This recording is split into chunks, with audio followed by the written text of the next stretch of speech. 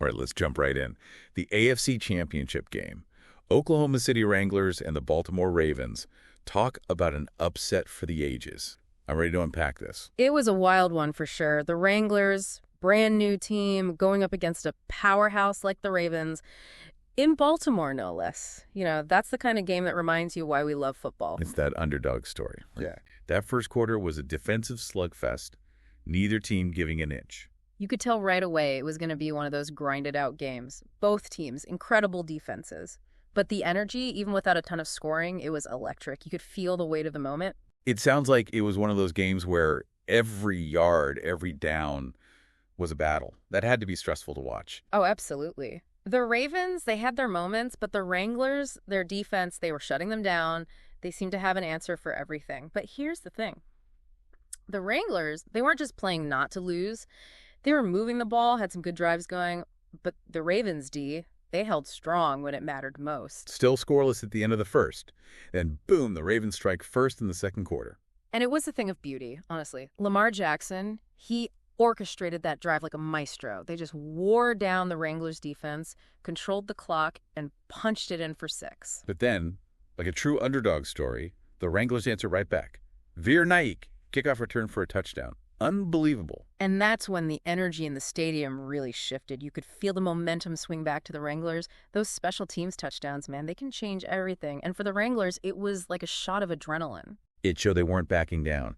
But then, right before halftime, a major missed opportunity for the Wranglers. Oh, man, that was heartbreaking. Nike, again, almost broke free. Could have been a go-ahead touchdown right before the half.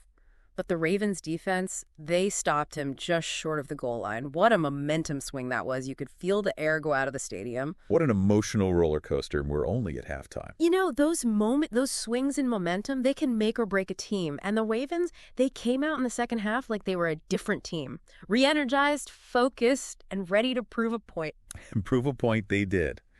Lamar Jackson doing what Lamar Jackson does best, scrambling for a touchdown, leaving defenders in the dust.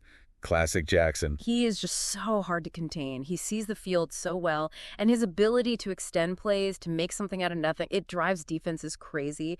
At that point, the pressure was really on the Wranglers to respond. But in this case, Wranglers, they really stepped up. They sure did. And what a response. Ty Flannery, even getting sacked, manages to find Tony Edmond Jr. in the end zone for a touchdown. Yeah. That's gutsy. Talk about playing through the whistle, huh? Yeah. Flannery, not his best game statistically, but he was clutch when it mattered. Absolutely. And the crowd, I bet you could feel that energy shift again. Oh, yeah. Palpable. You got to think, going into the fourth, the Ravens are a little rattled, right? This rookie team just won't quit. And then they take the lead. Flannery again scrambles it in for another touchdown. The place had to be going bonkers. Oh, pandemonium. It's that point where everyone's glued to the screen, can't even blink. Totally. And this is where, to me, it becomes more than just a game. It's like that underdog story. It's playing out right in front of us. Right. It's almost like you want to believe, even if you're not a Wranglers fan. Bryce Burns, incredible defensive play, stops Derrick Henry dead in his tracks. I mean, at that moment, I almost felt bad for the Ravens. Almost. But then, the penalties. Don't remind me. Holding, then the false start. Just like that, all that momentum, gone. Talk about a deflated balloon, huh? You could see it on the Wranglers' faces that here we go again. Look. But even worse for the Ravens, because now it's like, okay, we got a second chance. Don't blow it. Talk about pressure. And you got to remember who they're up against.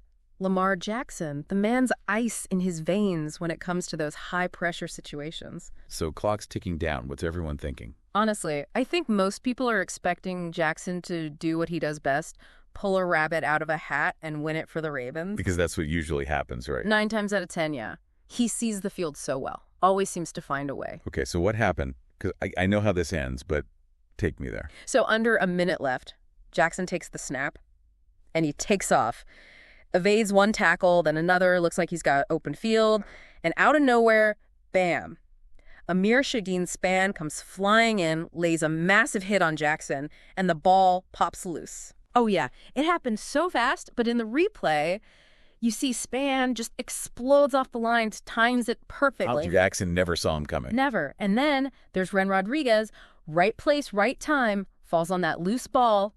Game over. Wranglers win. Can you believe it? It was like something out of a movie. I mean, you talk about a storybook ending. These guys, they go from a midseason slump, everyone's doubting them, to taking down the Ravens in their own house, punching their ticket to the Super Bowl. Just incredible. Just incredible. I'm still processing it all, honestly. Yeah. It's one thing to see the final score, but when you really break down how it happened, the strategy, the emotion, those individual moments of brilliance, Yeah. that's when it really sinks in. Absolutely. And I think what makes this so compelling, even beyond the game itself, is that underdog story, right? The Wranglers, they embody this spirit of resilience, this never-give-up attitude that I think a lot of people connect with.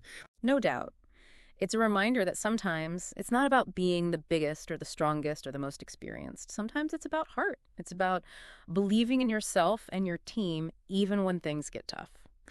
Couldn't have said it better myself. And that's what makes sports so great. Those stories, those moments that transcend the game, that teach us something about ourselves. Absolutely. And, it makes you think, what other underdog stories are out there just waiting to be told? That's a great question. I think it's one we can all ask ourselves, both on and off the field. What challenges are we facing? What dreams are we chasing? And how can we channel that same spirit, that same resilience to achieve them? Food for thought.